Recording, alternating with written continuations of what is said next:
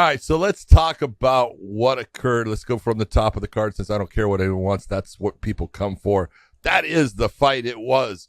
Amanda Nunes taking on defending champion Julianna Pena. And Josh, I know what the scorecard said, but it was a hell of a fight. Yeah. Both ladies really just absolutely put it out there. Julianna Pena showed how freaking tough she is. She just had no quit. She had that mentality of, I would rather die than stop in this fight. She got waylaid a couple of times. You thought, you know what, there's a possibility the fight could end. Nope. She fought her way through it. The big difference was you can only take so much damage before you cannot effectively fight your opponent the way you want to. Amanda Nunes took damage too. Amanda Nunes showed a toughness that we have not seen in her recent fights because she had to get gritty in this fight, and she did. She changed her style. She went to the southpaw to make things different. It opened up her right hand, and it gave Julianna Pena nothing but fits in the fight. I thought it was an outstanding, although you look at the scores, 50-45, 50-44, 50-43, it was way closer than that as far as you always had the feeling that Julianna Pena was going to do something to pull this out. And she came close a couple of times. Yeah. She had good submission attempts.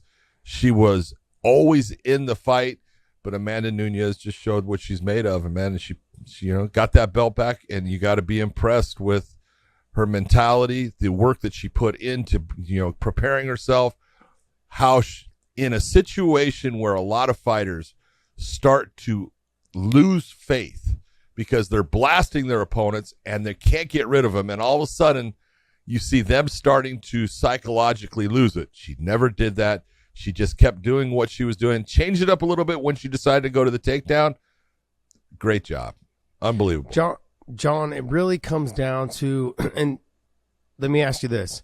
Do you think in the last fight it was the motivation? Do you think, yes. Look, I continue to say beat it all these the time. people. It's that some days, look, you show up and it's not there. But then there's also some days, there's some camps. You're not the same person. You're not. You can't get excited for that person. That fire, that all those things are not there.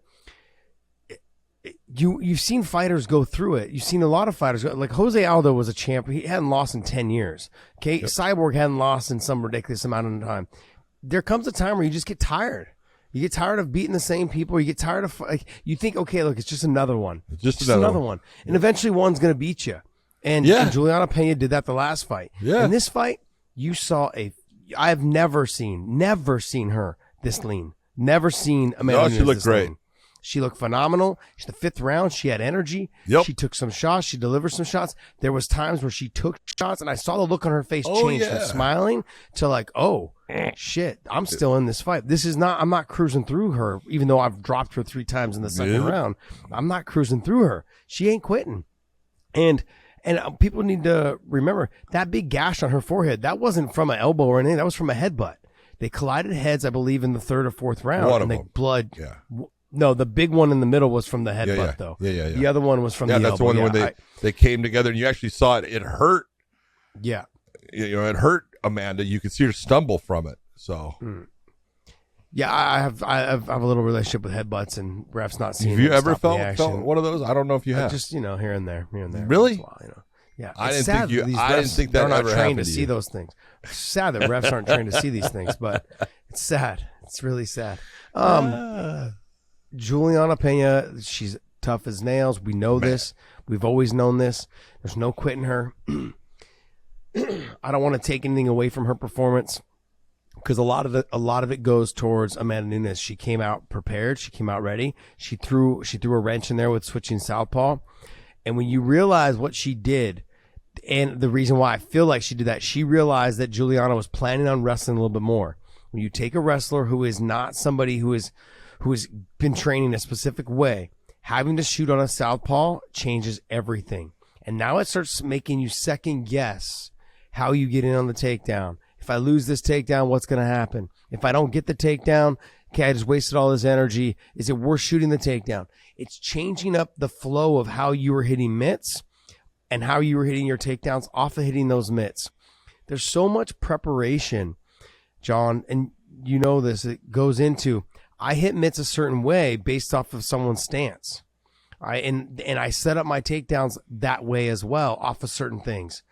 And so I think for her, when she saw her come out and go southpaw, it switched everything. She wasn't wrestling as much. Her takedowns seemed like there was just like a rush in to grab the body.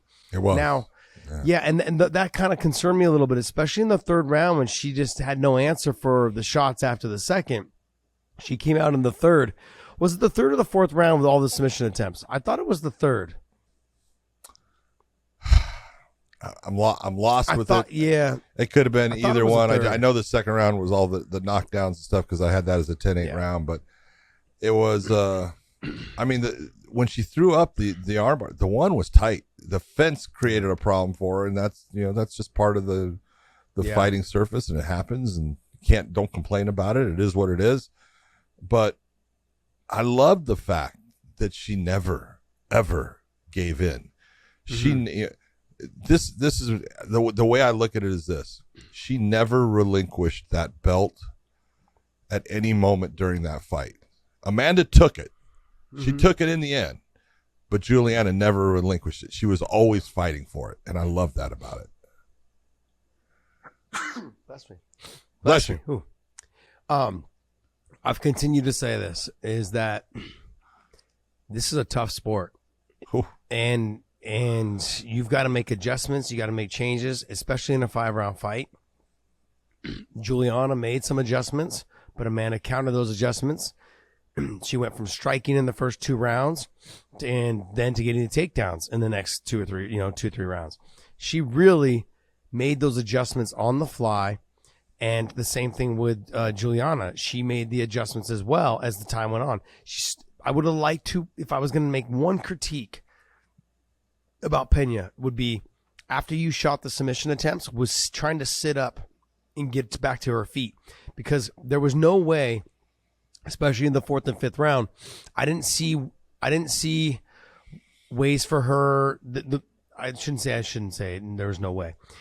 The gap was closing. It was closing on her being able to get the submission with the blood, the sweat, the slipperiness, all of those things. Yeah. She had a couple opportunities and chances, but she kept going to the same arm. She kept doing the same setups. And then once you start feeling those, you start understanding what they're doing, you start countering them right away. You start clearing the elbow a little bit faster. Amanda was doing.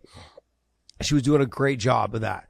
Yeah. I hope and continue. I would hope that we continue to see Amanda Nunes come in at this level, because there's days where you look at fighters and you go, this is the person that I remember being the champion, not the one that lost last time. This is the one that will continue to make a run and continue to just devour this division if she can, if she chooses to be this fighter. I mean, when I talked about, people thought I was fucking crazy, this and that. I said, she has a new baby. Now, sure, she's had a baby for a year or two. I think it's almost 2 now.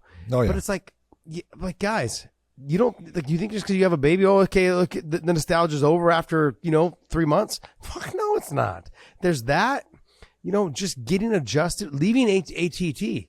Huge. So she's not an American Top Team anymore. Has her own facility, her own gym, calling it her own home, her own that. John, we've owned business gyms. The last thing that you're fucking doing is focusing on your fucking fight camp. Yeah. And she was able to come out here and perform the way she was. Great job. Great comeback. Great in terms of comeback fight after that loss. She came out and put on one hell of a performance.